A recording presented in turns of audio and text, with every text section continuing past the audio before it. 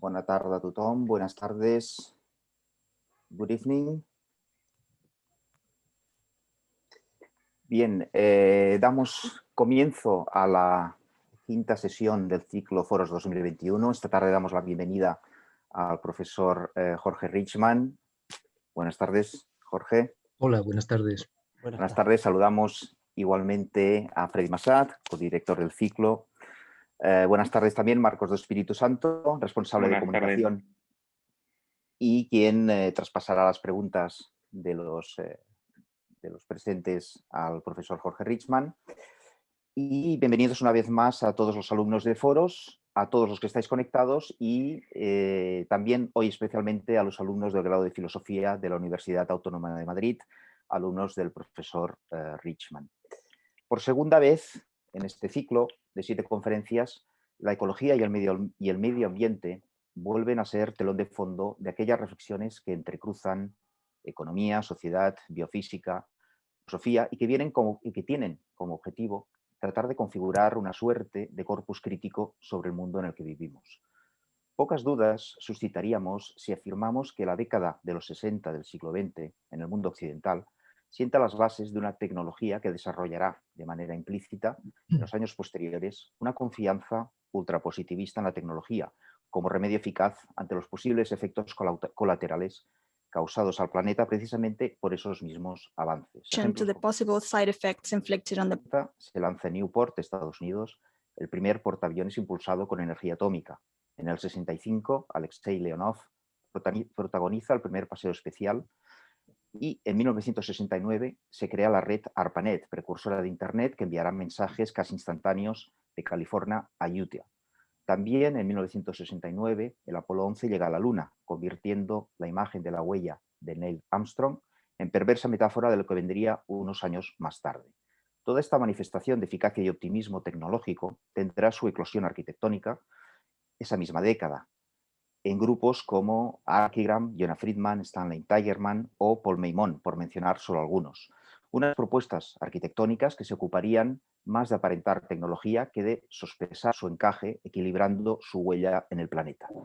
Pero si algunas arquitecturas fueron reflejo de ese optimismo exacerbado basado en la quimera de que cualquier tiempo futuro siempre será mejor, ¿cómo se digería todo aquel cúmulo de tecnología que no hacía más que acelerar la velocidad de producción de las sociedades industriales, sin pensar muy bien cómo y dónde resituar en el equilibrio global la incorporación de nuevos materiales, nuevas estrategias de producción o nuevas alteraciones del ecosistema? Sobre algunas de esas disciplinas que tanto afectan, insistimos siempre, a la arquitectura, como la economía, la filosofía, la biofísica, en definitiva, el pensamiento, nos hablará hoy el profesor Jorge Richman. Paso la palabra a Freddy Massad, quien nos trazará un breve perfil del invitado. Bueno, muchas gracias, Guillem, muchas gracias, Jorge. Bueno, les presento a nuestro invitado de hoy. Jorge Richman nació en Madrid en 1962, actualmente es vecino de Cercedilla, de Sierra de Guadarrama. Vivió en Berlín, París y Barcelona, ensayista, escribe poesía, actúa en cuestiones de ecologismo social, enseña filosofía moral y política en Madrid, en el Departamento de Filosofía de la Universidad Autónoma de Madrid. Codirige el Máster de Humanidades Ecológicas, ha traducido extensamente a René Char y a Heiner Müller, fue redactor de la revista Mientras Tanto. Dos extensos tramos de su poesía están reunidos en Futurología. Futuralgia, perdón. Futuralgia, poesía de 1979 a 2000, y en Entreser, poesía de 1993 a 2007. Uno publicado en Calambur en 2011 y otro en Monte Ávila en 2013. Sus poemarios más recientes son Himnos craquelados, Ars Messiendi y Grafitis para neandertales. Y también Mudanza del Isonauta Ecrateia, perdón por la, publicado en Tusquets en el 2020. Entre sus ensayos más recientes se encuentran Autoconstrucción, derrotó el smartphone al movimiento ecologista, ética de extramuros y vivir como buenos huérfanos. Este último publicado por Catarate en el 2017. Y Ecosocialismo Descalzo, publicado en Icari en el 2018. Y Otro fin del mundo es posible en MR Editores en el 2019. Bueno, perdón por el lapsus, Jorge, y te doy la bienvenida al ciclo de foros y adelante con tu ponencia. Pues muchas gracias por bueno, la ocasión de compartir un rato de reflexión esta tarde, ¿no? sobre cuestiones pues, que casi no hay que insistir en ellos, son de la máxima importancia. Se podría partir preguntándonos, serviría para arrancar, de qué forma se relaciona la cuestión de la posverdad con el segundo principio de la termodinámica, ¿no? Y aunque no se nos ocurra de entrada pues una conexión, ¿no?, entre cosas que parecen tan alejadas, ¿no?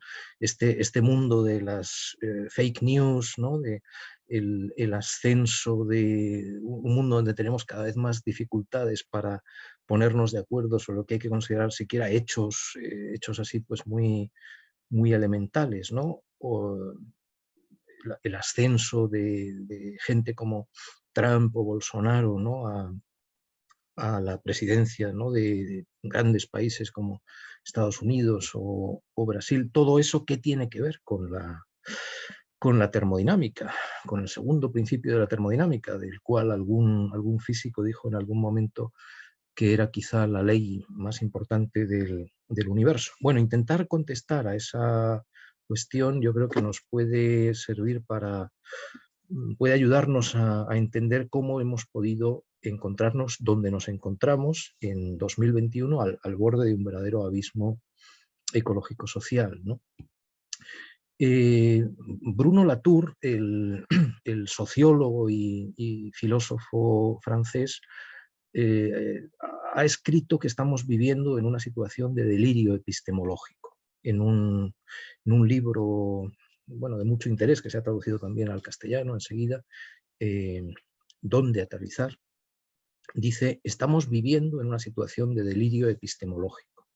Y él lo relaciona con la elección de Trump a presidente de Estados Unidos en 2016, ¿no?, esa presidencia 2016 a 2020, ¿no? Claro, ahí asistimos, por ejemplo, si recordamos la que fue la toma de posesión de Trump, ¿no?, pues a esa situación estupefaciente en la cual pues una portavoz de la Casa Blanca decía que a quien pudiera pensar que había habido más gente ante la Casa Blanca en la proclamación como presidente de Barack Obama que en la de Trump, pues que aquello no era así, porque había también hechos alternativos, ¿no? Es una frase, ¿no?, un sintagma de hechos alternativos, enunciado desde lo alto de una pirámide de poder que desde luego da mucho que pensar, ¿no? Bueno, la cuestión de la posverdad o estos hechos alternativos no es pequeña cosa, ¿no? Porque si aceptamos, si aceptamos ese tipo de hechos alternativos, si aceptamos también, por ejemplo, ¿no?, el libro de Latour va de eso en buena medida, el negacionismo climático, y con él también lo que son denegamos lo que son pues hechos muy básicos, ¿no?, sociales, económicos y ecológicos, perdemos casi toda posibilidad de orientarnos entre verdades y mentiras y también errores, ¿no? Escribe, por ejemplo, Latour en ese libro: la denegación no es una situación cómoda. Denegar es mentir fríamente y luego olvidar que uno mintió y, a pesar de todo, recordar siempre la mentira, ¿no? Bueno, yo creo que no sería difícil estar de acuerdo con Latour en esto del delirio epistemológico, ¿no? Pero sí podemos preguntarnos si es algo tan reciente, ¿no?, como algo que tenga que ver con esas elecciones en Estados Unidos en XVI o las elecciones a la presidencia de Brasil, o si quizá la cosa viene de mucho más atrás, ¿no? Y yo creo que es así y que tenemos que irnos medio siglo atrás para encontrar el origen de esa deriva, ¿no?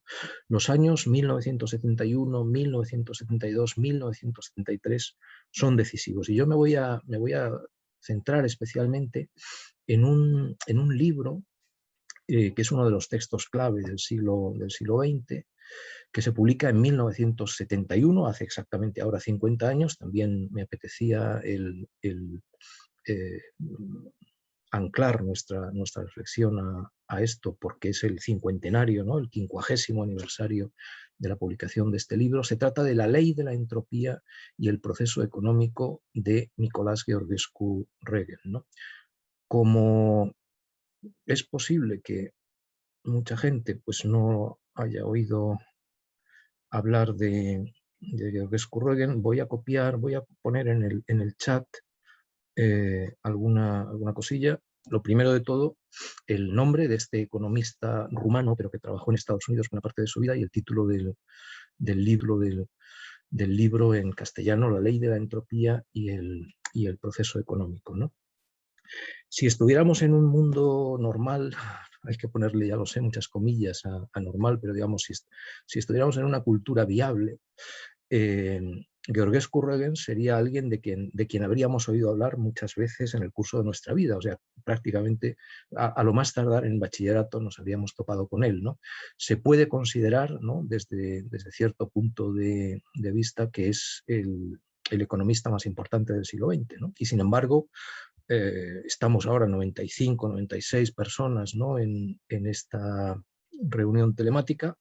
Muy posiblemente la mayor parte de estas casi 100 personas pues no hayan oído hablar nunca de Georgescu Regen, ¿no? Eso nos da idea, ¿no?, del mundo tan extraño en que nos encontramos. Voy a poner también, voy a copiar, ya que estoy en ello, un enlace que es el enlace a una entrada de mi blog donde puse, bueno, alguna información sobre esta sesión, pero luego he introducido algunos materiales digitalizados, y entre ellos, ahí está también, pueden encontrar el libro donde pone, bajando un poquito, algunos materiales, ¿no? Y ahí tenemos, ahora me voy a referir brevemente a ello, ¿no? Pues la edición original del libro sobre los límites del crecimiento de 1972, algunos materiales más, y después, en penúltimo lugar, en la web de la Fundación César Manrique tenemos digitalizado este libro, ¿no? La ley de la entropía y el proceso económico. Les aconsejo, les recomiendo, les insisto, y lo haré quizá después otra vez, en que se tomen un tiempo para leerlo, si es posible, ¿no? Se puede, ya no hay disponible, salvo en librería de viejo, ¿no?, o en alguno de estos sitios de internet para libros de viejo, descatalogados, encontrarlo en papel, pero es de acceso fácil en esa versión digitalizada. Bien, estamos entonces en 1971, la ley de la entropía y el proceso económico, ¿no? Es una propuesta de reconstrucción de la teoría económica que asume de verdad las realidades fundamentales que estaban siendo ignoradas por la concepción del mundo dominante, a saber, que los sistemas económicos están insertos en los ecosistemas de la biosfera y dependen de ellos, y dependen también pues de reservas limitadas de recursos minerales finitos, y además que todo el proceso económico, los procesos sociales en general, están marcados por la entropía y sometidos a la segunda ley de la termodinámica. Año 71.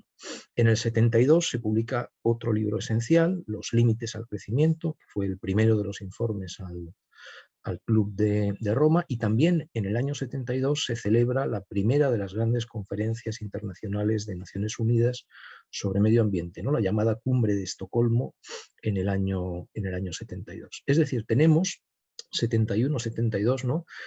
Y he recordado solo pues, tres asuntos, ¿no? pero están sucediendo, claro, pues muchas más cosas. Hay como un movimiento, están desarrollándose con fuerza los movimientos ecologistas en varios países. Hay ahí un momento en el que nos hacía falta asumir la realidad, hacernos cargo de la realidad, ¿no? Asumir lo que ponía sobre la mesa todo aquel cuerpo de conocimiento, ¿no? En el caso de Georgescu Roegen, él llama economía biofísica a la propuesta alternativa que está presentando. En el caso del informe sobre los límites del crecimiento que elaboran los esposos Meadows y sus colaboradores, se trata de un ejercicio de prospectiva basada en modelos de dinámica de sistemas, ¿no? Es la primera vez que se pone en funcionamiento pues, un modelo adecuado de cómo operan las economías industriales dentro de la biosfera, ¿no? Prospectiva basada en modelos de dinámica de sistema. Hubiéramos tenido que hacernos cargo de la realidad y a partir de ahí emprender una transformación profunda de las sociedades industriales para evitar el colapso ecosocial hacia el cual estaba claro entonces que se encaminaban las sociedades industriales, ¿no? Ese era el mensaje principal del informe sobre los límites del crecimiento, era, bueno, el comportamiento básico de las sociedades industriales en la biosfera es extralimitación seguida de colapso, ¿no? Y si no hay cambios muy profundos, pues eso es lo que previsiblemente puede tener lugar. En vez de eso, sin embargo, en esos años clave, en vez de eso al final, pues digamos, gana la partida quienes optan por ignorar la realidad y emprender una huida hacia adelante dentro de lo que yo he llamado alguna vez la era de la denegación y que coincide en lo esencial con la fase neoliberal de la historia del capitalismo en la cual todavía nos encontramos, ¿no?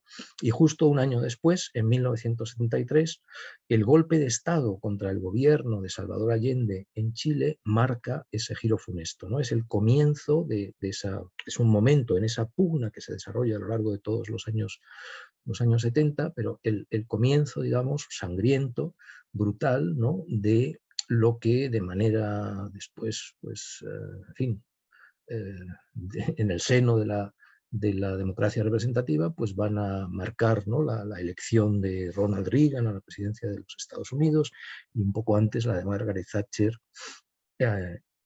que pasa a ser jefa de gobierno en Gran Bretaña, ¿no? Pero el arranque de eso es el arranque sangriento, ¿no? de esa fase neoliberal del capitalismo es Chile, Santiago de Chile, 1973, ¿no? Bien, vamos a ver esto con un poco de detalle y para eso tengo que hablar un poquito también, además de Nicolás Georgescu Roegen, también de Vladimir Vernadsky. Vamos a ponerlo también aquí en el chat para que veamos su nombre, ¿no? Claro, si hoy preguntásemos quién fue Vladimir Vernadsky, ¿no? O antes nos preguntábamos quién fue Nicolás Georgescu Roegen, ¿no? Si yo saliese a la calle o simplemente pasase por las aulas de esta universidad mía, en la cual me encuentro ahora también, ¿no? La Universidad Autónoma de Madrid, o sea, con un público culto, ¿no? De profesores, estudiantes universitarios, aunque no en las disciplinas, digamos, de las que estamos hablando ahora, sino en disciplinas de humanidades, ¿no? Esto es una facultad de filosofía y letras, y yo preguntase, ¿y quién fue Vernadsky, ¿no? ¿Y quién fue Georgescu Roegen? Me temo que muy pocas personas sabrían responder, ¿no? A lo mejor les podían tener idea una persona de cada 100, o a lo mejor un par de ellas de cada 1000, pero muy poca gente, ¿no? Ya digo que eso nos indica lo anormal de la situación cultural en la cual nos encontramos, porque estas personas, Vernadsky, ahora voy enseguida a él, un biólogo de finales del 19 y comienzos del 20, o Georgescu Roegen, un economista del siglo XX, establecieron los fundamentos de lo que podía ser de verdad una cultura durable, una economía viable, una sociedad sustentable, y sin embargo son casi completos desconocidos, ¿no? es como si nos hallásemos en un mundo donde todo, casi todo, está del revés, cabeza abajo, invertido, ¿no? Padecemos una enorme desconexión con respecto a lo que tendrían que ser los cimientos de nuestra cultura, insisto, si esta cultura tuviera que tener futuro, aquella en la cual nos encontramos ahora no lo tiene, ¿no? Vernadsky fue un químico y geólogo ruso, ¿no? Vive entre 1863 y 1945, ¿no? Los últimos 4 decenios del siglo XIX, los primeros 4 decenios del siglo XX. Es el fundador de lo que se puede llamar biogeoquímica. Es pionero de la ecología que estaba construyéndose como disciplina científica en aquellos años, ¿no? Los años 1920, 1930 son decisivos, y es como un fundador para lo que después hemos llamado ciencias de la Tierra, ¿no? Y también para la teoría Gaia. Es autor, lo recordamos sobre todo, como autor de una obra clave que tituló Biosfera en 1926.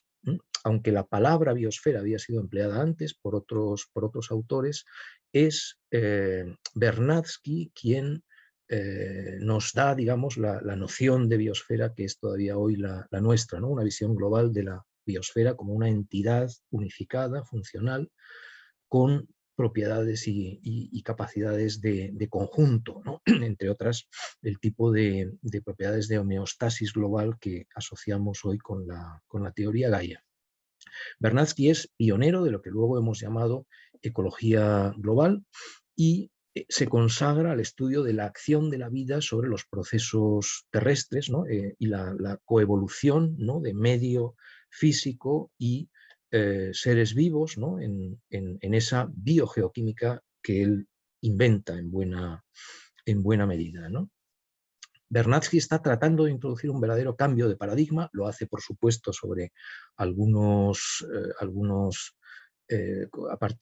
construye este cesto con algunos mimbres que ya venían de antes, ¿no? Nos hemos vuelto a acordar estos últimos años, y menos mal, de alguien como Alexander von Humboldt, ¿no? Que sería también un precursor, ¿no? De esta forma de mirar la Tierra varios decenios antes, pero en Vernadsky tenemos, digamos, la formulación científica correcta, adecuada, pues, a tenor de lo que se va desarrollando después, ¿no? A lo largo del siglo XX de este asunto. Y por eso podríamos hablar de una revolución de Vernadsky, ¿no? Una revolución bernadskiana. Este es un término que introdujo un estudioso, bueno, muy interesante también, aunque no me voy a detener en él, Jacques Grünewald. Pero lo importante aquí es que, digamos, para estar a la altura de nuestro tiempo y para tener herramientas para poder entender lo que ocurría y para poder evitar ese desenlace, pues, de extralimitación y colapso al que parece que estamos condenados, nos hacía falta esa revolución bernadskiana, cuyas condiciones, donde el trabajo teórico, digamos, estaba bien hecho, y sin embargo la revolución bernadskiana no tuvo lugar, ¿no? Ahí en germen estaba la nueva visión biosférica, que más tarde se desarrolla también como teoría Gaia, ya con Lovelock y Lynn Margulis, y que sacude las creencias profundas de lo que llamamos civilización moderna, ¿no? Bien, esa revolución bernadskiana en biología, ecología, ciencias de la Tierra, en el ámbito de la economía se traduciría en lo que habría que llamar una revolución bioeconómica, ¿no? El término bioeconomía es el que emplea Georgescu-Roegen, ¿no? Entonces, a partir de los trabajos, estamos hablando de Biosfera, 1926, Vernadsky, Nicolás Georgescu-Roegen, La ley de la entropía y el proceso económico, 1971, ¿no? Esa sería como el flanco económico de la revolución bernadskiana, ¿no? Una revolución bioeconómica, ¿no? Y sin embargo, no tienen lugar, ninguna de las dos tiene lugar. No hay revolución bernadskiana ni hay revolución bioeconómica, ¿no? Grünewald, este estudioso francés, aunque trabaja en Suiza, a quien mencioné, escribía: estoy más convencido que nunca de que no escaparemos al conflicto psicológico que Freud evocó al hablar de las heridas narcisistas que la investigación científica ha infligido desde Copérnico y Darwin al orgullo humano. La herida narcisista que constituye el descubrimiento de la entropía, la famosa flecha del tiempo del segundo principio de la termodinámica, explica, en mi opinión, la dificultad con que topó la revolución bioeconómica de Georgescu Roegen, ¿no? Esta sería, junto a las heridas narcisistas, ¿no?, de Copérnico y luego de Darwin, aquí tendríamos otra importante herida narcisista que nos ha molestado tanto que esencialmente pues no hemos hecho caso, ¿no?, de esa propuesta teórica. La crisis ecológica, seguía diciendo Grünewald, seguirá empeorando hasta que aceptemos las implicaciones biológicas, tecnológicas y económicas de esta ley básica de entropía creciente. Si no nos hacemos cargo de que los sistemas humanos son también, ¿no?, aunque sean, por ejemplo, sistemas simbólicos, pero son también sistemas biofísicos insertos en la biosfera terrestre, en la biosfera del tercer planeta del sistema solar, no hay manera de construir nada adecuado, ¿no? La economía está como secuestrada, ¿no? O sea, Georgescu Roegen está proponiendo un cambio de paradigma con respecto al paradigma dominante en su momento, años 60 y comienzos de los 70 del siglo XX, que para nuestro mal sigue siendo el paradigma dominante hoy, ¿no? Es decir, una variante muy peculiar de teoría económica, ¿no?, el marginalismo neoclásico que se estructura, ¿no?, en el decenio de 1880, luego en 1890, esa mecánica de la utilidad y el interés propio que decía Gibbons, ¿no?, uno de los autores que forjan ese paradigma, y esta visión muy especial, muy particular de la economía ha adquirido un papel esencial en la cultura dominante, ¿no? Es un conjunto de ideologemas básico para el mundo en el cual estamos viviendo y es ese mundo autodestructivo dentro del cual estamos, ¿no? Y es, aunque tenga sus elementos, ¿no?, sus piezas teóricas, es sin embargo también y quizás sobre todo un aparato de legitimación del capitalismo, ¿no? Escribía en esos mismos años Schumacher, un economista también que intentaba pues, modificar, ¿no?, esa visión dominante. Escribía en un libro de 1973, esos mismos años, lo siguiente, ¿no? Decía: con una influencia cada vez mayor, los economistas se encuentran en el centro mismo del interés público de tal suerte que los resultados económicos, el crecimiento económico, la expansión económica, etcétera, se han transformado, decía, en la obsesión de toda sociedad moderna, ¿no? Eso se va desarrollando en la posguerra, sobre todo en la posguerra de la Segunda Guerra Mundial. En los años 70 era más o menos lo que sigue siendo hoy, ¿no? Obsesión de toda sociedad moderna. Si una actividad ha sido etiquetada como antieconómica, su derecho a existir, seguía diciendo Schumacher, no es meramente cuestionado, sino negado con energía. Llámese a una cosa inmoral o fea, destructora del alma o degradante de la condición humana, un peligro para la paz del mundo o un atentado al bienestar de las futuras generaciones, que si no ha demostrado que es antieconómica, no habrá cuestionado en nada su derecho a existir, crecer y prosperar.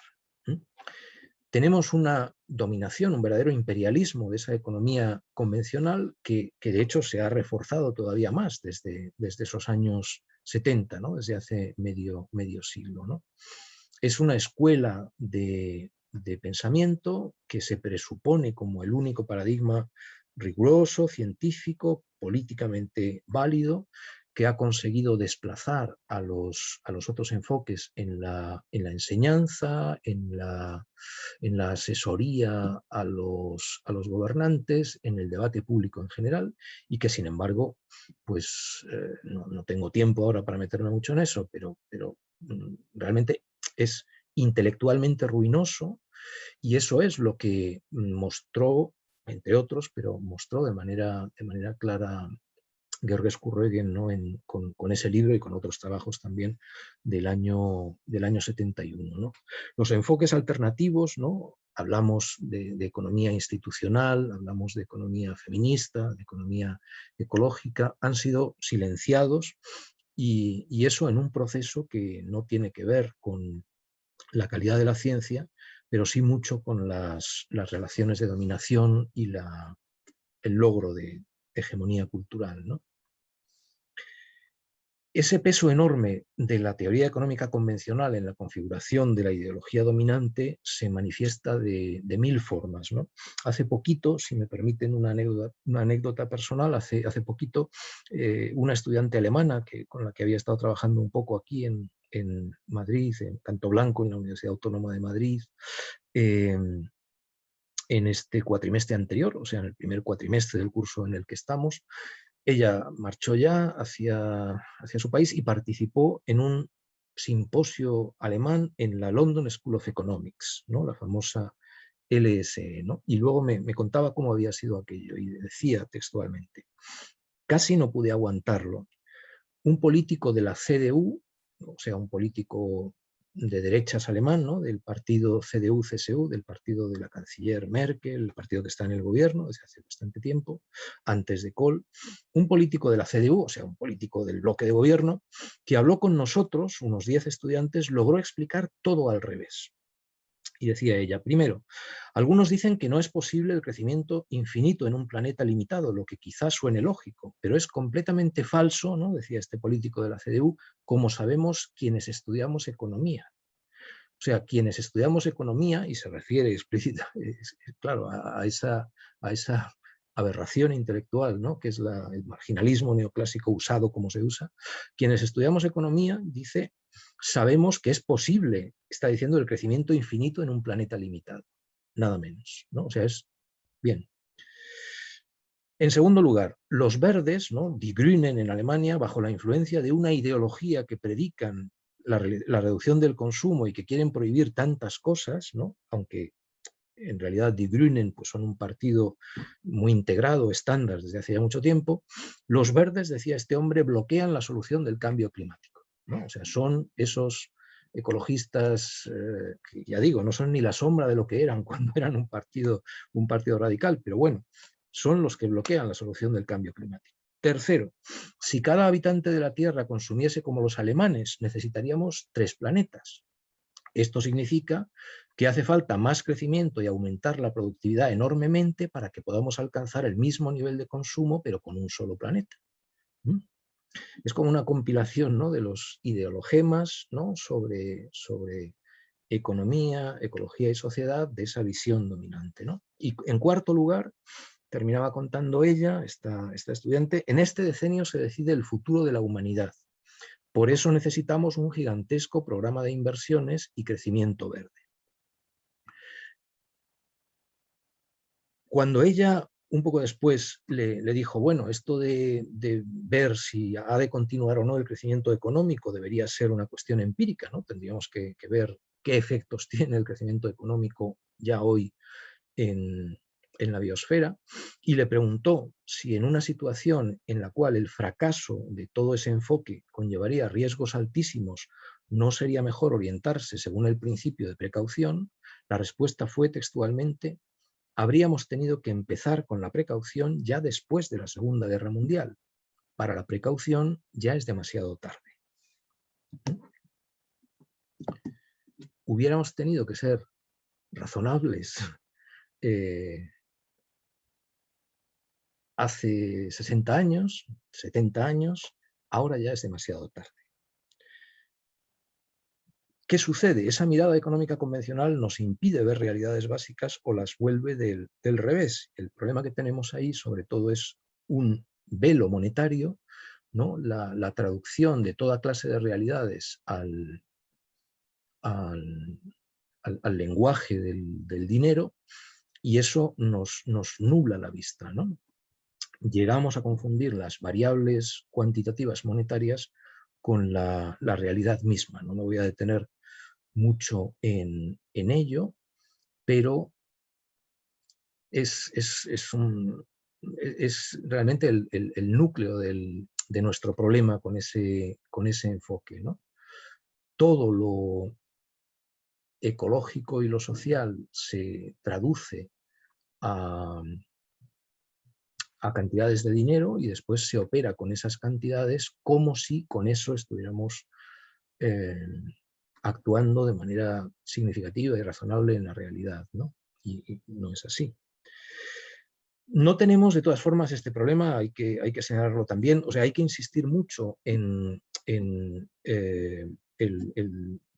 disparate, la serie de disparates en que consiste la manera en que esa teoría económica dominante está operando con las realidades ecológicas básicas, por ejemplo, pero no es solo ese enfoque quien lo hace, es decir, la desconexión de la teoría económica con respecto al mundo real, el mundo de las realidades biofísicas, no afecta solo a esa corriente neoclásica, marginalista neoclásica. Como es la dominante y como tiene el papel enorme que tiene en la configuración de la realidad social en la que nos hallamos, hay que señalar sobre todo ahí, pero no es ni mucho menos, ¿no? Por ejemplo, me ha impresionado mucho estos días ver cómo alguien como David Harvey, ¿no? En otro lugar completamente diferente de la reflexión social y económica. Harvey es un geógrafo marxista conocido en el mundo entero, uno de los principales eruditos marxianos seguramente en la actualidad, ¿no? Con esos cursos sobre el capital y otras lecturas de textos de Marx que siguen pues, miles y miles de personas en todo el mundo. Bueno, pues Harvey no se ha dado cuenta de lo que significa realmente el calentamiento global, ¿no? Lo que es esa amenaza existencial para el futuro de la humanidad y de la biosfera entera hasta 2019. Hasta 2019.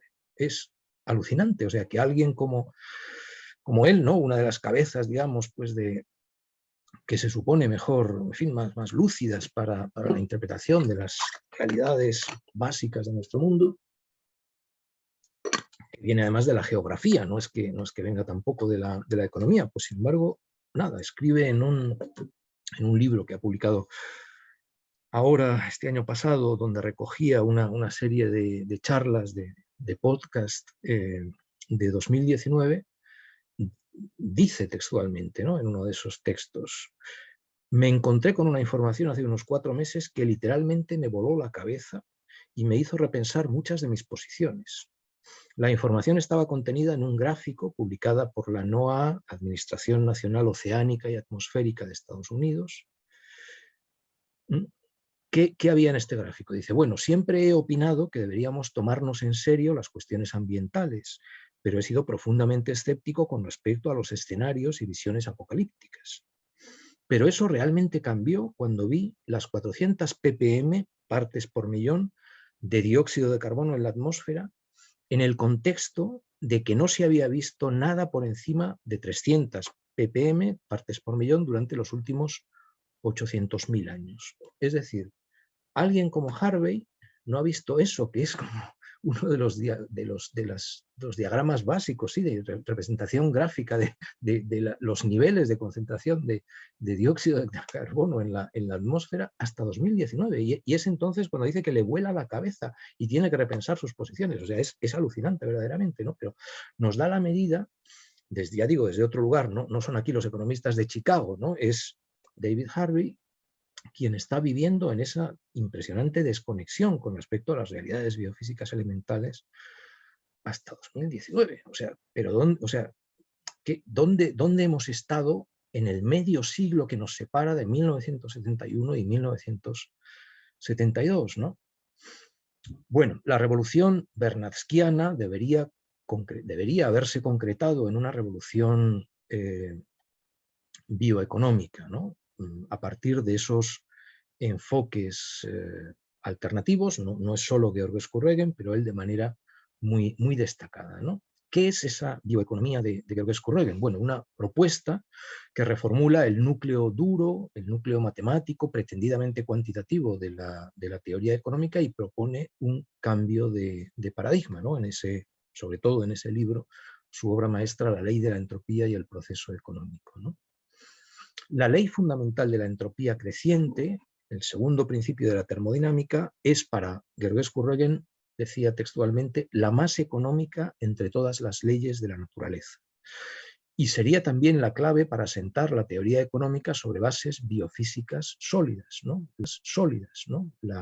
Una economía que no considere como su suelo, como su punto de partida, esas realidades biofísicas que se rigen por la termodinámica de la ecología, no puede llevarnos a ningún sitio donde valga la pena estar, nos impide entender sencillamente lo que está pasando, ¿no?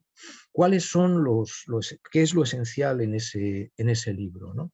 Primero, incorpora una crítica detallada de la epistemología mecanicista que caracterizaba, ¿no? que sigue caracterizando, ¿no?, a esa teoría económica convencional, marginalista, neoclásica, y destaca a la vez, Georgescu-Roegen, la paradoja de que la economía adopte ese enfoque cuando precisamente ya había entrado en crisis en la propia física durante el primer tercio del siglo XX.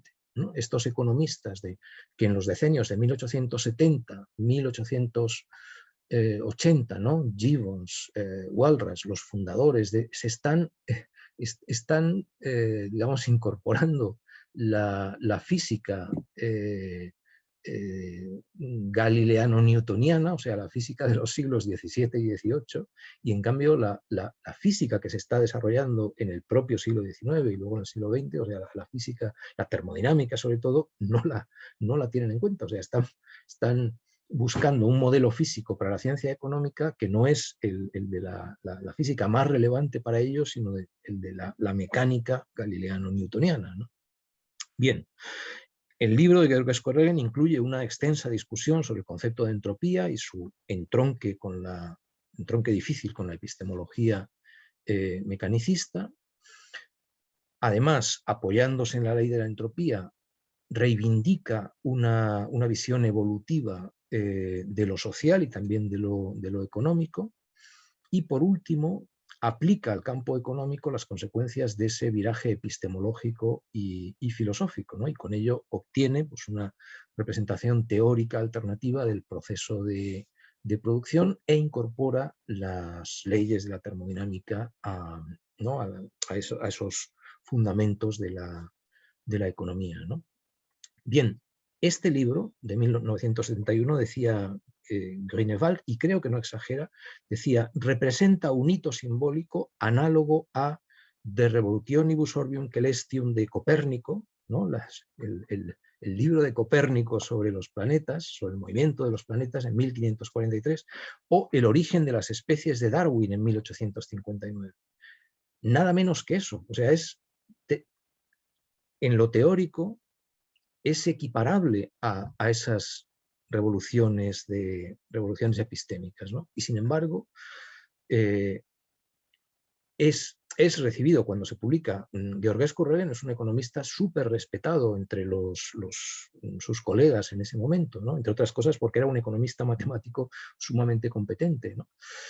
Pero reciben el libro al principio pues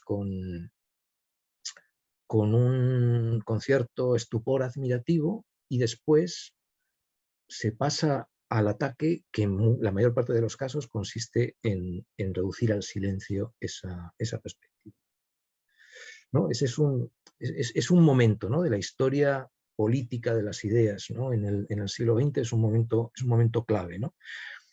Yo diría que el silenciamiento de esa nueva perspectiva constituye una catástrofe político-cultural, ¿no?, y que es la que explica que a partir de ahí es cómo se desarrolla y cuándo se desarrolla ese delirio epistemológico en el que nos hallamos desde entonces, ¿no?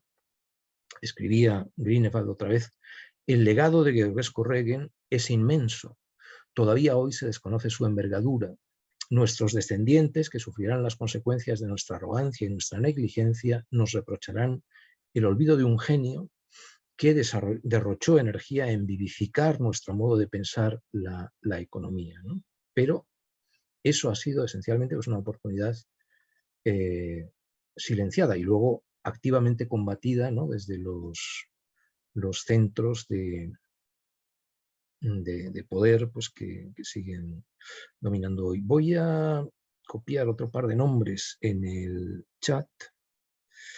que son como los grandes maestros en esta línea de reflexión económica, los grandes maestros con los que hemos contado en este país, ¿no? José Manuel Naredo y Joan Martínez Alier. Representan esa economía ecológica inspirada por los trabajos de Georges Corregen, ¿no? José Manuel Naredo desde Madrid, la mayor parte de su carrera, Joan Martínez Alier desde Barcelona, la mayor parte de su carrera también, los dos con conexiones internacionales, pero digamos, ellos serían como los representantes de esa necesaria revolución bernatskiana bioeconómica que estábamos evocando, y también sería interesante hacer esa encuesta casera, ¿no? Para ver quienes han leído alguno de los textos, artículos o libros de Naredo o Martínez Alier, que igual, si estuviéramos en una cultura normal, pues serían conocidos por todo el mundo, ¿no? Bueno, no voy a insistir mucho en ello, pero lo menciono porque es importante. Una parte importante de explicar esa trampa en la que hemos caído, hay que buscarla en esa racionalidad económica dominante que ignora la inserción de los sistemas económicos en la biosfera terrestre y nos ha hecho creer que todo puede reducirse a dinero, negando con eso un hecho esencial. Lo que no resulta biofísicamente posible no va a ser nunca tampoco económicamente viable, ¿no? Y negar eso, ese negacionismo nos precipita al delirio epistemológico, ¿no?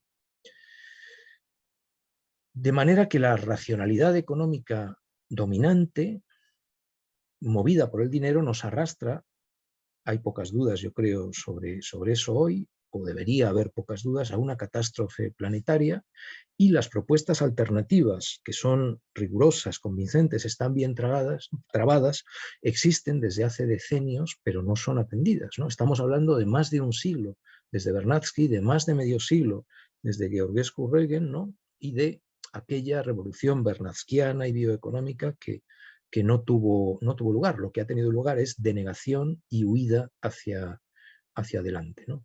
De ahí viene nuestro delirio epistemológico, ¿no? Las raíces, como vemos, llegan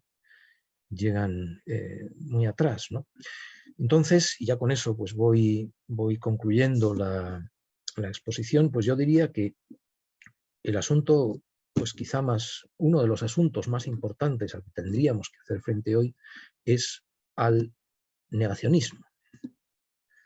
Pero negacionismo no en el sentido más habitual de la palabra. Yo creo que hay como varios niveles de negacionismo, ¿no? Si retrocediéramos en el tiempo 30, 40 años, ¿no? y viéramos qué usos del término tenían lugar entonces, pues tendríamos un negacionismo referido a la Shoah, al Holocausto, ¿no? El término aparece en el debate público en aquel debate de los historiadores Historiker Streit en Alemania, en Francia, ¿no? Aparecen historiadores que son llamados negacionistas porque niegan, por ejemplo, que hubiese campos de exterminio o que el exterminio que tuvo lugar fuese significativo, ¿no? Son negacionistas referidos al Holocausto, a la Shoah. Eso sería para mí lo que se podría llamar el nivel cero de negacionismo. Luego hemos estado tiempo hablando de negacionismo climático, nivel 1, ¿no? No me tengo que detener mucho en ello porque es más conocido.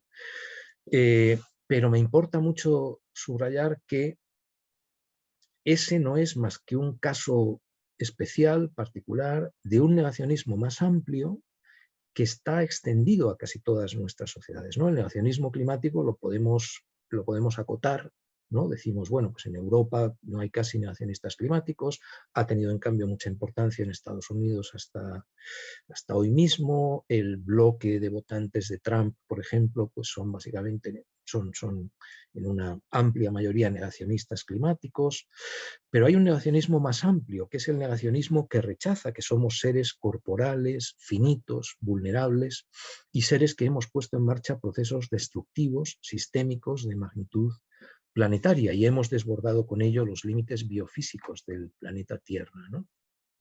Ese sería el nivel 2, yo lo llamo así, de negacionismo, y es el que hemos explorado en términos de esa fallida revolución bernatskiana y bioeconómica. Es decir, cuando se rechaza ese cuerpo de conocimiento y esa propuesta de cambio de marco teórico de Georgescu Regen y nos metemos por esa senda de huida hacia adelante, ese negacionismo de nivel 2 se extiende prácticamente a la sociedad entera. O sea, son sectores minúsculos, ¿no? Esencialmente pues, movimientos ecologistas, ni siquiera todos los movimientos ecologistas o todo lo que llamamos movimientos ecologistas estarían ahí, ¿no? O sea que nuestras sociedades son negacionistas en ese nivel 2, negacionistas de los límites biofísicos muy mayoritariamente. Y por eso estamos donde estamos, claro. Ese negacionismo rechaza los límites biofísicos del planeta Tierra contra los cuales están chocando las sociedades industriales, pero también la finitud humana, ¿no? Nuestra corporalidad, nuestra mortalidad, ¿no? Todo el debate sobre transhumanismo tiene bastante que ver con eso, ¿no? Y yo creo que habría hasta un tercer nivel de negacionismo, ¿no? Estoy hablando entonces de un nivel 0 que ya nos queda históricamente más atrás, ese negacionismo con respecto al Holocausto. Nivel 1, negacionismo climático. Nivel 2, negacionismo con respecto a los límites biofísicos y aspectos importantes de la condición humana. Y luego tendríamos, yo creo, incluso un tercer nivel de negacionismo, que sería el que rechaza la gravedad real de la situación y confía en poder hallar todavía soluciones dentro del sistema sin desafiar al capitalismo. Es decir,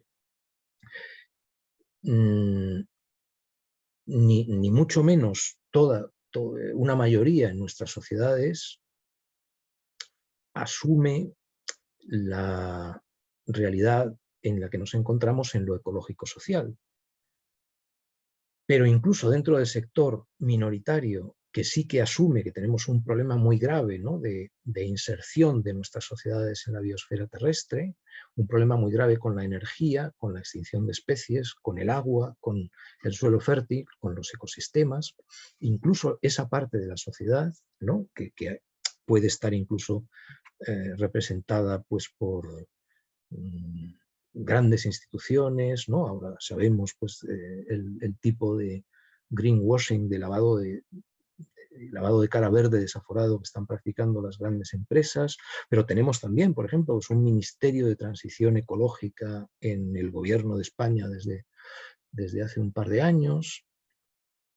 Claro, la gente en el Ministerio de Transición Ecológica, por ejemplo, pues obviamente piensan que hay que hacer una transición ecológica porque estamos en una situación grave, pero ni siquiera esos sectores en su mayoría, que son minoritarios en el conjunto de la sociedad, se dan cuenta o su análisis les lleva a percibir la gravedad real de nuestra situación y piensan todavía que es posible un tipo de transición gradual hacia alguna forma de capitalismo verde, ¿no? Esa sería la posición gubernamental, por ejemplo, ¿no? de ese ministerio, ¿no?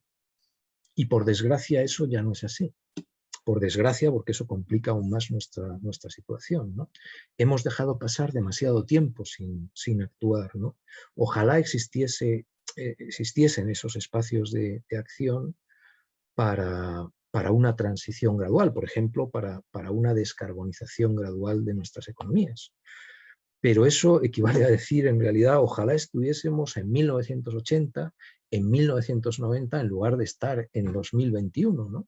Ojalá hubiera en la atmósfera 350 partes por millón, el límite de seguridad más o menos, de dióxido de carbono, en lugar de las más de 410 partes por millón que ya tenemos ahora, ¿no? Pero ya no es así, o sea, no podemos engañarnos a nosotros mismos en ese aspecto, ¿no? Y así, por ejemplo, pues vemos como alguien como Joaquín Estefanía, ¿no? Un articulista ahí, pues para mucha gente de referencia en asuntos económicos, que ha sido director del diario El País, pues llama exigencias de clase media, en un artículo de prensa, a lo que son en realidad modos de vida imperiales, ¿no? Nos dirían Alberto Acosta y Ulrich Brandt, si asumimos nuestra realidad en esos términos ecológicos y biofísicos, ¿no? Pero no llegamos a asumir de verdad la cuestión de los límites, que es ya y que va a ser la más decisiva de todo el siglo XXI, ¿no? Como sociedad seguimos siendo básicamente negacionistas, ¿no? Y ya digo, no solo los negacionistas climáticos, que aquí, por ejemplo, pues seguro que son una minoría, ¿no? Sino ese negacionismo de los niveles 2 y 3 al que antes me estaba refiriendo, ¿no? Bien, negacionismo, capitalismo, límites biofísicos, este es el tema de nuestro tiempo, ¿no? Podríamos decir con esa locución que viene de Ortega, de José Ortega y Gasset.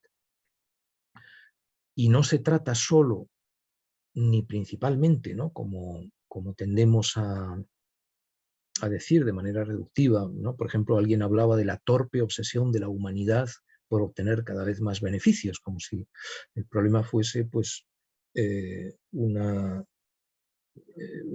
insuficiencia psicológica humana, ¿no? Que nos lleva a tratar de obtener cada vez más beneficios, ¿no?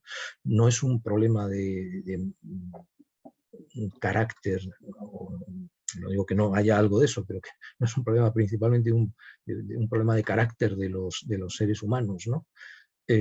Sino más bien de cómo funciona el sistema dentro del cual estamos, ¿no?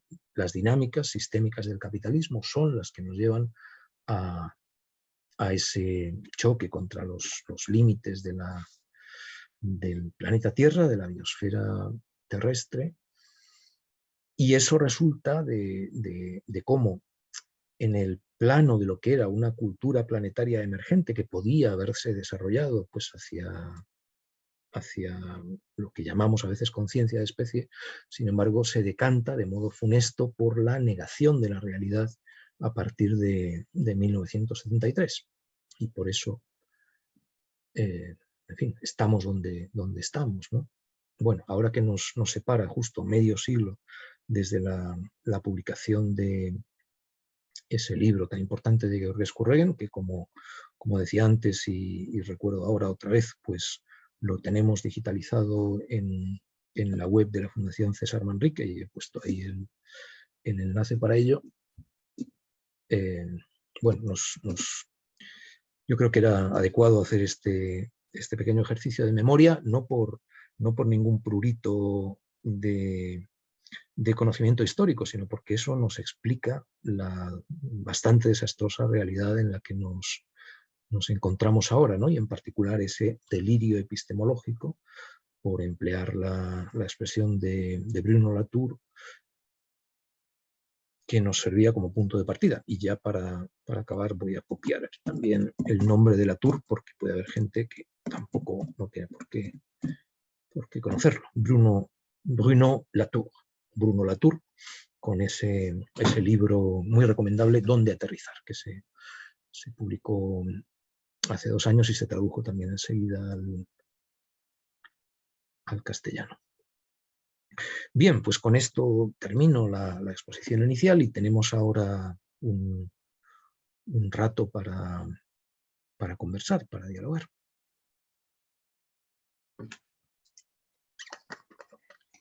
Bueno, pues muchísimas gracias, Jorge, por tu conferencia, por todas esas referencias bibliográficas. Gracias a todas y a todos los que nos seguís en esta nueva sesión de Foros 2021.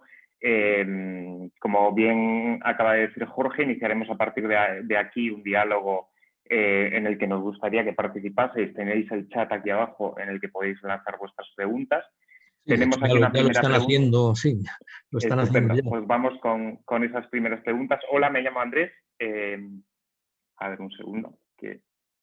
Soy estudiante de arquitectura. Gracias por la exposición, Jorge.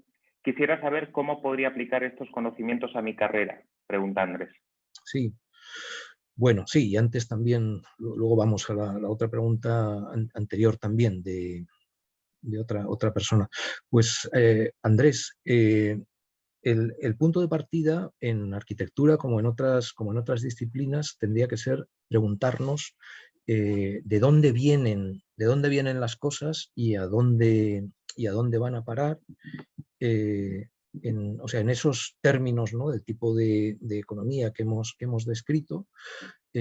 Nosotros estamos usando condiciones ecológicas y recursos naturales para obtener pues, bienes y servicios que apreciamos y transformamos ahí ese flujo metabólico, ¿no? La palabra metabolismo es muy importante, ese flujo metabólico de energía y materiales al final en residuos. Una de las cosas que nos dice ese enfoque termodinámico de la economía es que junto a la producción siempre hay procesos que son de destrucción, ¿no? O sea que lo productivo y lo destructivo van siempre de la mano, ¿no? Y que entonces tenemos que ser capaces de minimizar la parte de destrucción, ¿no?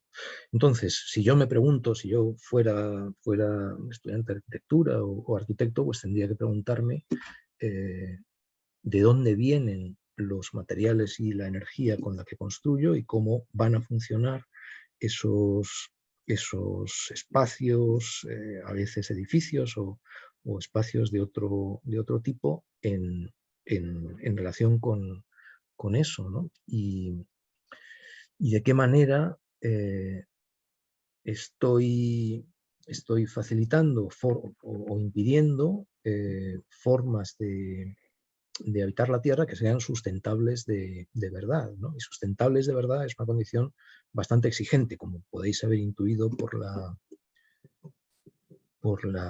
exposición que he hecho antes, ¿no? Bueno, quizá luego volvamos sobre ello, pero en fin, ese sería como el punto de partida. Y luego hemos desarrollado pues, una serie de herramientas intelectuales, ¿no? Desde hace ya decenios en bastantes casos que nos sirven para responder algunas de esas preguntas ya concretas, ¿no? Sobre el cómo operar, ¿no?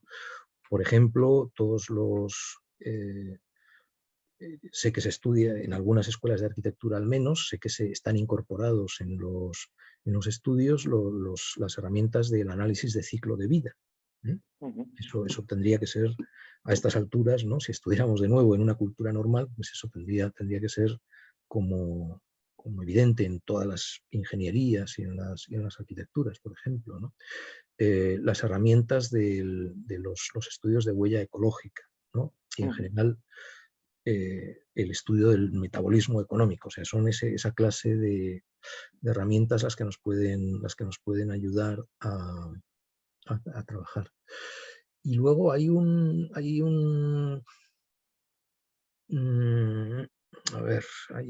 libro breve, pero muy valioso y sobre todo está escrito por una pareja de autores, uno de los cuales es arquitecto, que si no recuerdo mal, de los dos era William McDonough, el que es arquitecto. Es un libro que escribió a medias junto con otro autor que es químico de formación y es una buena introducción. Luego lo buscamos si acaso.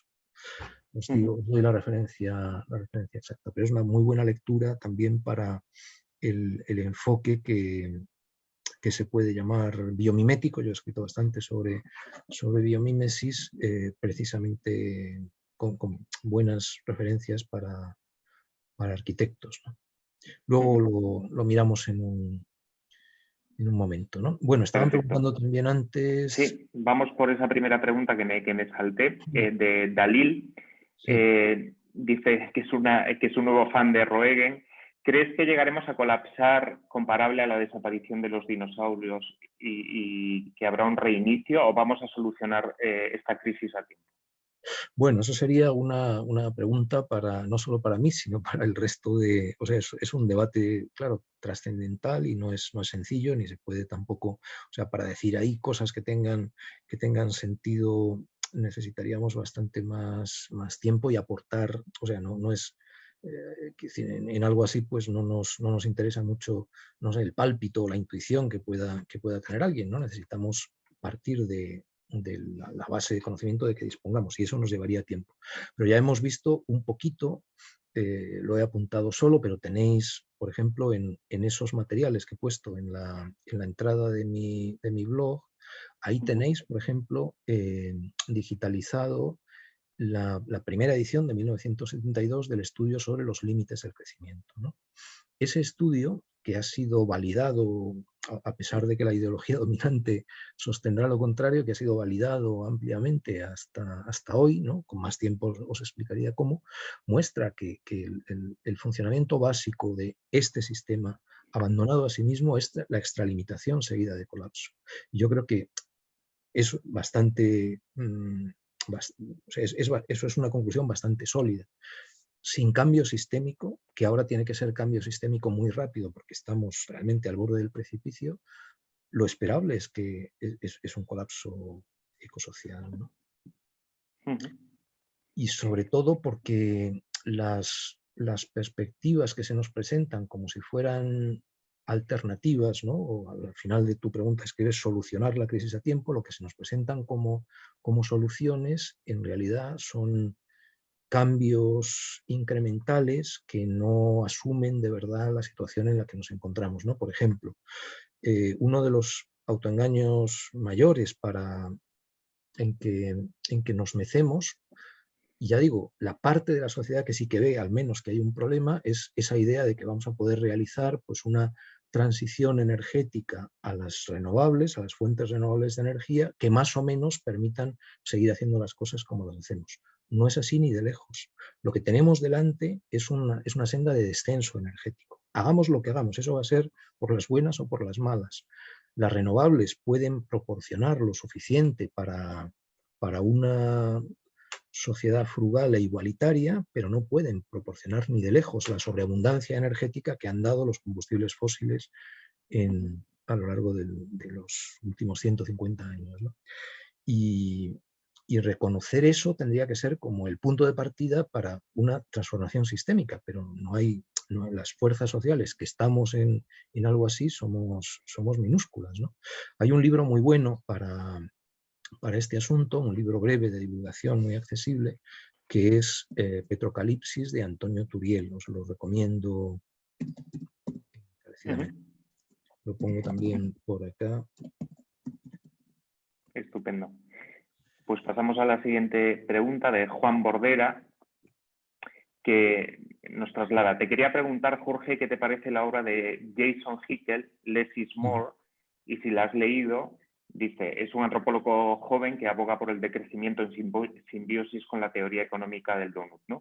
Sí, y también te traslada qué te parecen los últimos textos de Ferran Puig-Vilar sobre los tipping points, dos nombres que intuye te encantará comentar también. Sí, los dos son autores muy, muy recomendables, ¿no? Hickel está integrado dentro de esa red internacional, bueno, cuyo nombre así académico es Research and Degrowth, ¿no? Investigación y decrecimiento.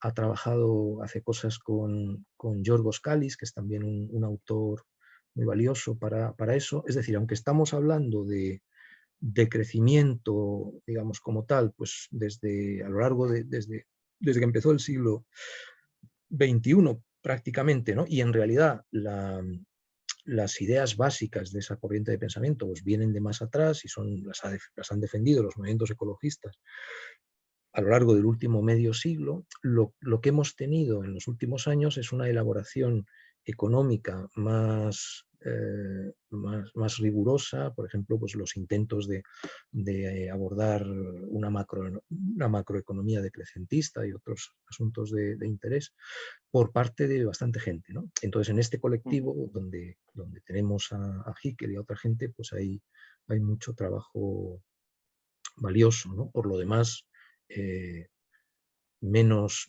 es más, pues es un buen lema, ¿no? Y sí, es un libro seguro, yo creo que me parece que está ya siendo traducido y es un libro valioso. Y Ferran Puig-Vilar pues es un investigador y divulgador yo creo que muy importante para la cuestión del calentamiento global. Yo estoy en contacto con él desde hace años, ¿no?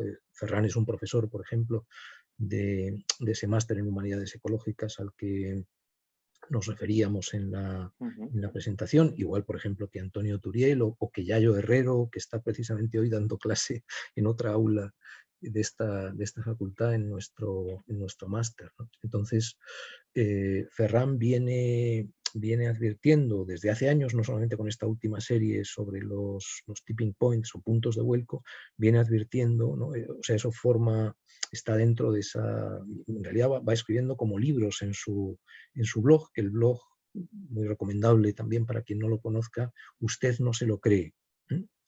Si buscáis, si ponéis en un buscador Usted no se lo cree blog, es el de Ferran, y ahí van apareciendo pues, estos textos últimos bastante estremecedores, ¿no? Porque nos indican lo rápida que está yendo la destrucción en el terreno climático, con las consecuencias enormes que eso tiene.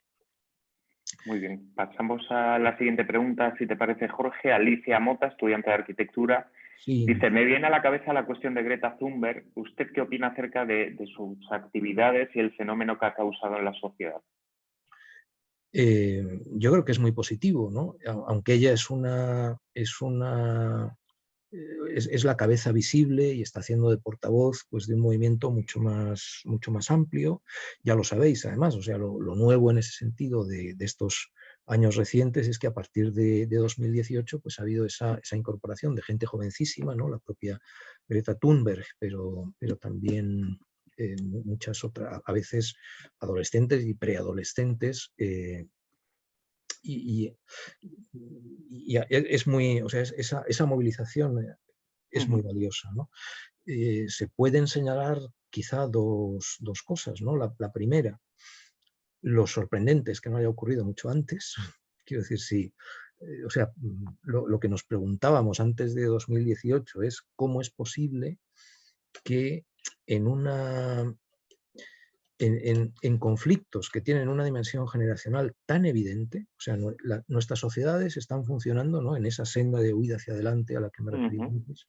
Nuestras sociedades están funcionando como Saturno en el cuadro famoso de Goya devorando a sus hijos, ¿no? Esa pintura negra en la cual, pues, en fin, Saturno, un Saturno caníbal está comiéndose a sus hijos. Nuestras sociedades funcionan así. Estamos y además también se nos escapa el tiempo tan breve del que estamos hablando. O sea, ¿quién es ese Saturno que está devorando a sus hijos? Son dos generaciones, en el caso de este país, más o menos la de mis padres y la mía, y en países de industrialización más antigua, ¿no? Si nos vamos a Gran Bretaña como cuna de la industrialización, pues estaríamos hablando de lo que han hecho media docena de generaciones, no más. Eso es lo que ocurre cuando tenemos fenómenos de crecimientos de tipo exponencial, ¿no? Con magnitudes que se nos disparan muy rápidamente, ¿no? Para que lo veáis con un ejemplo, ¿no? Estamos hablando de ese precipicio ecológico-social que en lo climático pues, se va transformando en una catástrofe climática, ¿no? ¿Desde cuándo ha emitido la humanidad? Pero la humanidad, ya sabéis, pues está dividida de mil formas y las responsabilidades son muy desiguales. Pero vamos, en el conjunto, ¿desde cuándo se han emitido más de la mitad de los gases de efecto de invernadero de todos los que hemos lanzado a la atmósfera? Solo desde 1990. En los últimos 30 años, desde 1990 hasta ahora, más de la mitad de todo lo emitido. En 30 años en los cuales había conocimiento más que de sobra, o sea, todo se sabía perfectamente lo que estaba ocurriendo y no solo eso, hasta había herramientas jurídicas internacionales que supuestamente tenían que abordar de verdad la cuestión de esas emisiones, ¿no? El convenio marco de Naciones Unidas sobre el medio ambiente es de 1992, se aprueba en la llamada Cumbre de Río en el año 92, ¿no? Es decir, todo ese cambio destructivo es rapidísimo y el aspecto generacional es muy obvio, ¿no? Con lo cual, digamos, lo raro sería, lo que habría que explicar más bien es por qué Greta Thunberg solamente aparece en 2018, ¿no? Y no... Y no antes, ¿no? 20 años antes. ¿Y qué ha de pasar? Aquí ya lanzo yo una pregunta. ¿Qué ha de pasar? Me refiero, porque incluso en esta situación actual de pandemia, que ya puede ser un avance, ¿no? Muy leve, pero de lo que podrá representar un colapso real de la sociedad, pues parece que ni siquiera se va a aprovechar una oportunidad como la actual para revertir determinadas dinámicas, por ejemplo, en el funcionamiento de las ciudades, en temas de movilidad, etcétera, etcétera. ¿Por qué estas cuestiones no entran en el debate político con más fuerza? Es decir, ¿es tan poderosa esa economía dominante? Yo creo que ¿Qué es lo que puede ocurrir? Yo creo que una parte de la explicación está en eso que he desarrollado en la charla, ¿no? Cuando estamos viendo todo a través de las gafas erróneas, ¿no? Si toda la óptica con la cual contemplamos la realidad es básicamente errónea y esa óptica es sobre todo económica, o sea, si nosotros vemos de qué manera se toman decisiones políticas en la actualidad, pues vamos a ver que no en todos los casos, pero sí en muchos casos lo que tenemos es al final pues esos elementos, ¿no? de análisis coste-beneficio en términos monetarios que son disparatados desde una teoría económica pues más sensata, ¿no? Pero el peso que eso tiene es enorme y como ha ido desarrollándose pues casi sin pausa durante prácticamente medio siglo, 40 años aproximadamente, pues ahora nos cuesta muchísimo el rectificar. Incluso lo que se propone en eso, como soluciones, como rectificaciones, se quedan bastante por detrás de las verdaderas dimensiones del problema, ¿no? Por eso decía, como sociedad somos negacionistas, no nos hacemos cargo de la realidad, dónde estamos en 2021, ¿no? Seguimos con las preguntas por parte de la audiencia. Arístides pregunta, ¿tiene el marxismo alguna vigencia para acelerar el cambio de paradigma necesario? ¿Se podría concebir una toma del poder por parte de un marxismo verde? Sí, y antes justo también estaba preguntando Gabriel sobre otro autor interesante para estas cosas, que es Jem Bendel, ¿no? Ese marco de adaptación profunda de Jem Bendel. Tiene mucho interés, ¿no? O sea, lo que está sugiriendo Jem Bendel es que no es solo él, ¿no? También estaba trabajando este fin de semana, bueno, en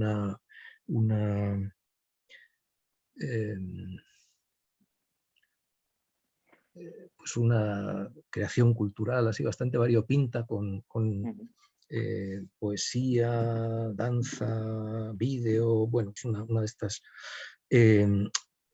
El final de un proyecto se llama Luciérnagas, por el artículo de Pasolini sobre la desaparición de las luciérnagas. Luciérnagas 4, aprender a morir en el antropoceno.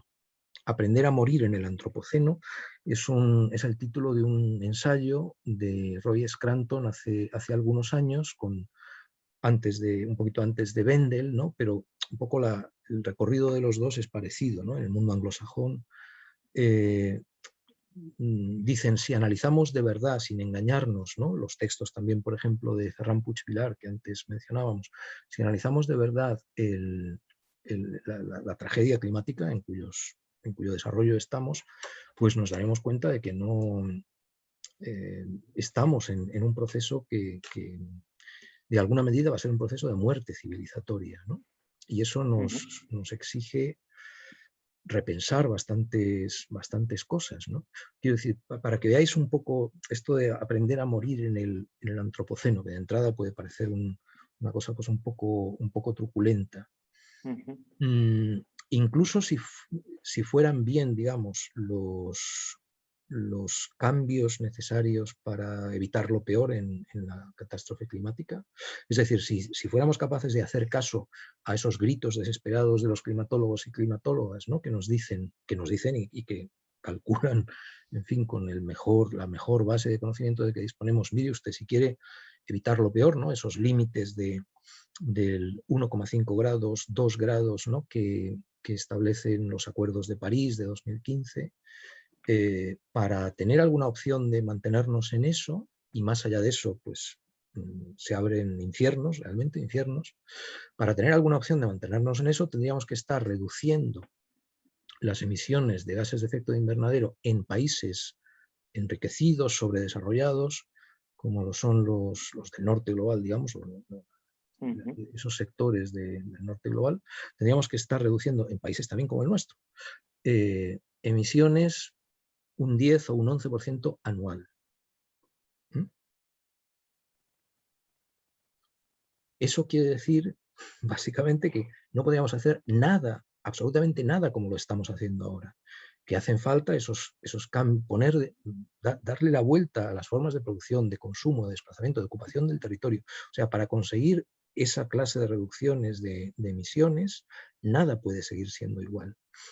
Nada puede seguir siendo igual es una definición de un tipo de muerte. O sea, cuando si pensamos en términos personales, en términos individuales, ¿qué quieren decir las tradiciones sapienciales y religiosas cuando nos hablan de conversión, por ejemplo, ¿no? Nosotros necesitaríamos, en términos laicos, si queremos, pues lo podemos decir con Gramsci o con José Ortega y Gasset, reforma intelectual y moral. Conversión es un término que nos puede servir, pero ¿qué es una conversión existencial o para las personas religiosas confesionales, pues también en esos términos? Quiere decir quebrar estructuras importantes de la subjetividad y reconstruirlas, o sea, rehacernos como seres humanos, ¿no? Reforma intelectual y moral o conversión apela a eso. Como sociedad necesitaríamos también morir, o sea, las conversiones son pues propuestas de muerte y renacimiento. Como sociedad, las transiciones estas del Ministerio de Transición, si nos situáramos en la realidad, tendrían que ser también una especie de muerte y renacimiento, ¿no? Claro, estamos muy lejos de plantearnos las cosas así, y así nos va, pero gente como Jen Bendel o como Roy Scranton sí que pues lo plantean en esos términos, ¿no? ¿Vigencia del marxismo o no? A ver, hay una corriente hay varias corrientes, ¿no? Que podemos llamar ecosocialistas, ecomarxistas, ¿no? Yo ahora mismo, yo fui una de las personas que tradujo el primer manifiesto ecosocialista de 1989-1990, lo publicamos en la revista Mientras Tanto, en Barcelona, en el año 90. Ahora estoy preparando de hecho, una nueva edición conmemorativa, en cierta forma, de ese texto ecosocialista, ecomarxista, ¿no? Hay todo, y luego hubo un segundo manifiesto ecosocialista, y luego hay sectores, por ejemplo, en Estados Unidos, el grupo de la Monthly Review, ¿no? Que están haciendo trabajo pues, de interés sobre esto, también en nuestro país. Algunos de estos sectores exageran, ¿no? Me parece que es el caso con John Bellamy Foster o la gente de la Monthly Review, exageran el grado en que hay elementos prefiguradores de una concepción del mundo ecológica en Marx, ¿no? Marx o en la tradición marxista. O sea, hay como un deseo de que pudiéramos encontrar todo lo necesario para el cambio de paradigma en Marx, ¿no? Es un poco lo que intentan, bueno, de buena fe, pero exagerando, yo creo, pues John Bellamy Foster o Paul Burkett, un poco esta corriente, ¿no?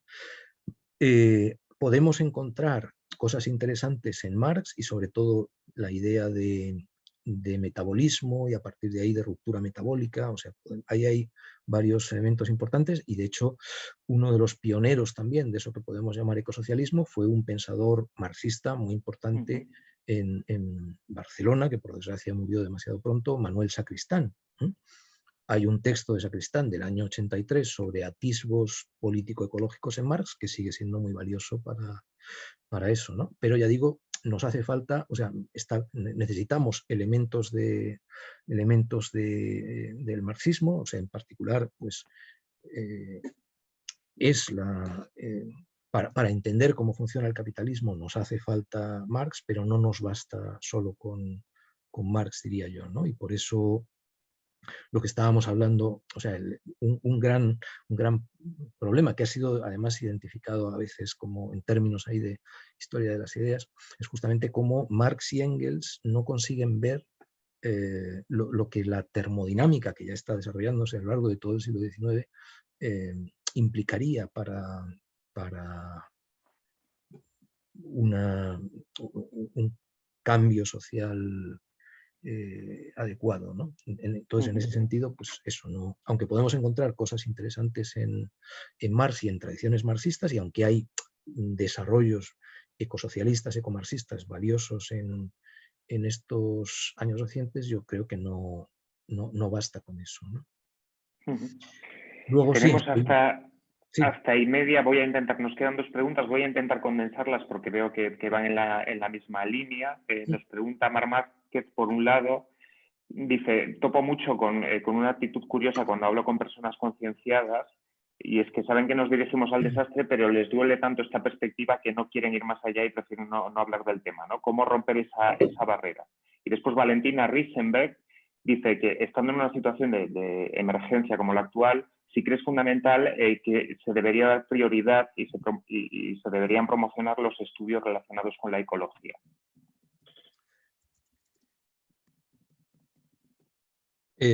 No solamente la ecología, o sea, nos haría falta. Es impresionante el grado de analfabetismo ecológico con el cual funcionan nuestras sociedades, ¿no? Os he dado ese ejemplo que me pasó ayer, lo vi ayer y por eso estoy un poco conmocionado con David Harvey, pero es que vamos, ¿no?